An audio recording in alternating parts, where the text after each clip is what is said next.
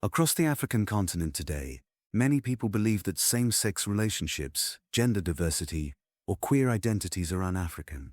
However, historical evidence shows that this belief emerged relatively recently. It did not originate in traditional African cultures, but developed over time due to a combination of new legal systems, shifting moral frameworks, political changes, and global influences. This episode explores how ideas about sexuality evolved between the late 19th and 20th centuries, a period marked by profound social transformation. We will look at how different historical systems, institutions, and global movements reshaped African perspectives on gender and sexuality. During the late 1800s, African regions came under new administrative and legal frameworks introduced by European powers. Many of these legal codes included definitions of sexuality that differed greatly from pre-existing African customs. These new laws categorized certain intimate behaviors as criminal or immoral, reflecting the norms of the time in Europe. For example, British territories adopted legal codes that prohibited certain forms of intimacy. French jurisdictions applied public morality laws focused on social behavior. Other administrations applied their own interpretations of European legal and moral standards. These systems tended to emphasize strict definitions of sexuality and gender roles, which did not always align with the diversity of African cultural practices that existed before. For many African communities, this marked the first time that same-sex intimacy was outlined and regulated in written law. Alongside new legal systems came new religious teachings. Mission schools, churches, and religious communities introduced moral frameworks that reflected the beliefs of their time and place of origin. Many emphasized sexual purity, strict gender roles, and specific teachings about relationships. These teachings had a deep impact because mission schools educated millions and trained many of the future leaders, teachers, and community influencers. In many families and communities, these teachings gradually became familiar and widely accepted, often blending with local traditions.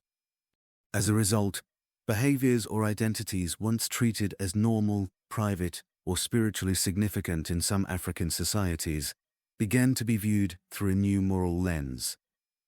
As these legal and moral frameworks spread, African communities began adjusting to the new expectations.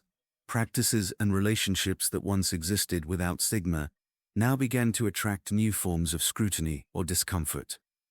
During the 1930s, 1950s, several major shifts took place. Youth groups and schools encouraged conservative gender expression. Community leaders promoted new norms as part of social order and public dissenters. Respectability. Families began encouraging children to follow the new moral and social rules. These changes were not imposed by a single force. They emerged from a combination of law, religion, education, and the desire of many African families to adapt to the systems around them. When African nations began seeking and gaining independence in the mid-20th century, many leaders embraced conservative social values as a way to demonstrate unity, stability, and readiness for self-governance. Many also sought to present their nations as orderly, disciplined, and aligned with global moral expectations of the time. This meant that governments and communities often favored heterosexual family structures, strict gender roles, and public portrayals of moral discipline. In the process, long-standing indigenous practices involving gender diversity or same-sex companionship were not incorporated into national identity narratives. Instead, national culture was sometimes framed through the most conservative elements available, often mirroring mid-20th century global norms. During the Cold War era, Africa became a crossroads of global influence. Nations newly entering the international arena encountered competing ideologies from around the world. Some movements associated traditional family structures with political strength, others dismissed gender or sexual diversity as incompatible with national unity. At the same time, various international religious groups brought teachings that emphasized strict moral positions on sexuality. These global influences, from different directions and belief systems, shaped public conversations about gender and relationships in many African countries. The result was not a single ideology, but a complex mixture of global, religious, political, and cultural messages. By the late 1960s, several overlapping influences had shaped African attitudes towards same-sex intimacy and gender diversity. New legal systems, new religious teachings, nationalist ideals, global political pressures, and evolving community practices.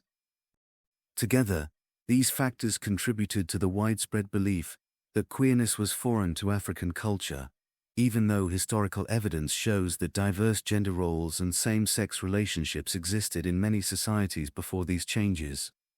The belief did not emerge from one event or single group. It emerged gradually from social, political, and global transformations. Over time, many communities shifted away from older customs related to fluid gender roles or same-sex companionship. These customs were not necessarily erased intentionally. Often, they became less visible because new generations were educated under new systems. Older practices were no longer taught openly. Public discussions aligned with national expectations. Spiritual roles changed shape or were discouraged. As these transitions continued, many Africans understandably came to believe that the newer moral frameworks represented ancient tradition, even though historical records show deeper diversity.